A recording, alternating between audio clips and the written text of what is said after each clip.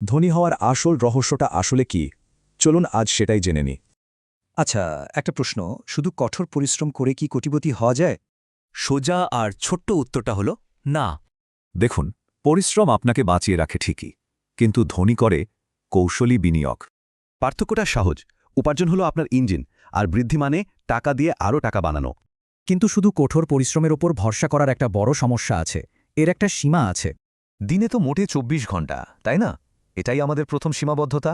শক্তিও সীমিত, তাই আয়ও সরাসরি নির্ভর করে নিজের খাটুনির ওপর। কিন্তু একবার ভাবুন, যখন আপনি ঘুমাচ্ছেন তখনও আপনার বিনিয়োগ করা টাকা কাজ করছে। তাহলে সমাধানটা কি? টাকাকে দিয়েই কাজ করাতে হবে। উপার্জিত প্রত্যেকটা টাকাকে ভাবুন আপনার একজন সৈনিকের মতো। আয় করুন, সেই সৈনিকদের যুদ্ধে পাঠান, মানে বিনিয়োগ করুন আর বিজয় নিয়ে আসুন। আর যদি বিনিয়োগ না করেন, তাহলে কিন্তু অলস টাকা এক বিরাট সুযোগ হারায়। কারণ মুদ্রাস্ফীতি নামে একটা অদৃশ্য শক্তি আছে, যা ধীরে ধীরে টাকার জোর কমিয়ে দেয়। যেমন ধরুন, আজকের ১০০ টাকা দিয়ে ৫ বছর পর একই জিনিস কেনা যায় না।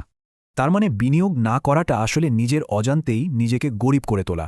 তবে ভালো খবর হলো, শুরু করাটা কিন্তু অতটাও কঠিন না।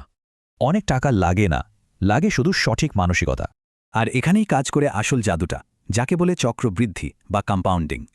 ছোট ছোট নিয়মিত বিনিয়োগই কিন্তু একসময় বিশাল বটগাছ হয়ে দাঁড়ায়।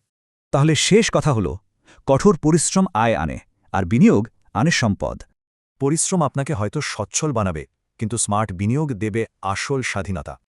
এখন সিদ্ধান্ত আপনার, সারা জীবন টাকার পেছনে দৌড়াবেন নাকি টাকাকে পেছনে দৌড় করাবেন।